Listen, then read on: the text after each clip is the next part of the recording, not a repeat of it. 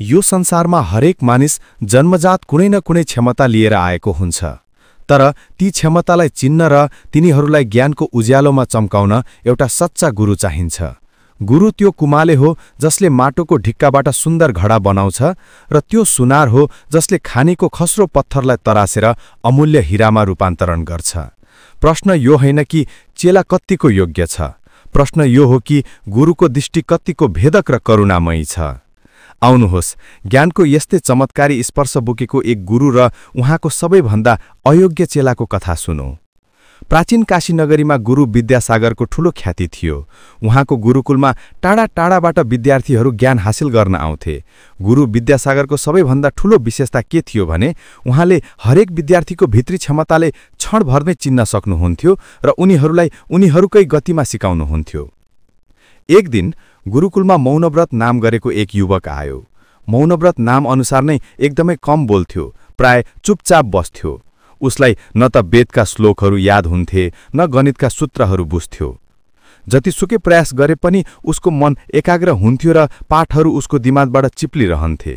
अन्य विद्यार्थीहरूले उसलाई ढुङ्गा भनेर गिज्याउँथे किनकि उसले कुनै पनि कुरालाई ग्रहण गर्न सक्दैनथ्यो जस्तो देखिन्थ्यो। गुरुका प्रिय चेलाहरूले पनि गुरुलाई भने, गुरुदेव, मौनव्रतले गुरुकुलको समय मात्र खेर फालिरहेको छ। उसलाई ज्ञान दिनु भनेको बालुवामा पानी हाल्नु जस्तै हो। उसलाई फिर्ता पठाउनुहोस्।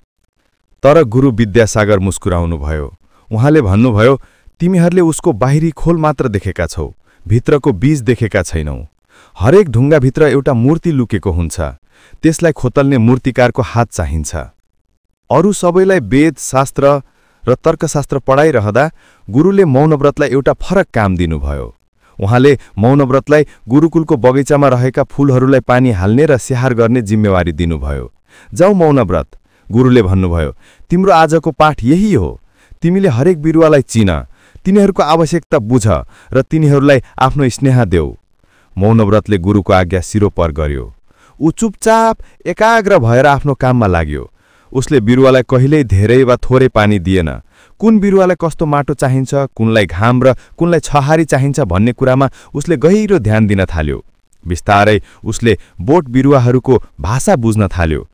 बिरुवाहरूलाई राम्ररी हुर्काउन उसले धैर्य, निरन्तर अवलोकन र गहिरो समझदारी जस्ता गुणहरू आफैमा विकास गर्यो। एक वर्षपछि गुरुकुलको बगैँचा स्वर्ग जस्तै सुन्दर बनिसकेको थियो। गुरुले एक दिन मौनव्रतलाई बोलाउनु भयो र सोध्नुभयो, बाबु मौनव्रत, तिमीले कसरी यो बगैँचालाई यति सुन्दर बनायो? अरूलाई त यो साधारण माटो र पानी जस्तो लाग्छ।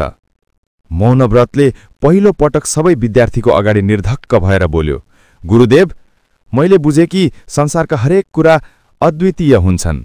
एउटै श्लोक सबैले एउटै तरिकाले बुझ्दैनन् र एउटै पानीले सबै बिरुवालाई सन्तुष्टि दिँदैन। जसरी मैले प्रत्येक फूलको फरक आवश्यकता बुझेर त्यसको स्याहार गरेँ, त्यसरी नै ज्ञान पनि हरेक व्यक्तिको क्षमता र रुचि अनुसार दिनुपर्छ। बिरुवा हुर्काउन हतार गर्दा त्यो मर्छ, त्यसैले मैले धैर्य सिकेँ। मौनतामा रहेर मैले सुन्ने कला सिकेँ। गुरु विद्यासागरको अनुहारमा एउटा अलौकिक तेज झल्कियो। उहाँले अन्य विद्यार्थीहरूलाई हेर्दै भन्नुभयो, हेर चेलाहरू, मौनव्रतले बगैँचामा काम गरेर सबैभन्दा ठूलो ज्ञान प्राप्त गरेको छ। त्यो हो अनुकूलताको ज्ञान। मैले उसलाई वेद पढाउनुको सट्टा बिरुवा पढ्न दिएँ किनकि उसको मनको प्रकृति माटो जस्तो शान्त र व्यावहारिक थियो। उसले धैर्यता र करुणाको माध्यमबाट ज्ञानको बाटो खोल्यो।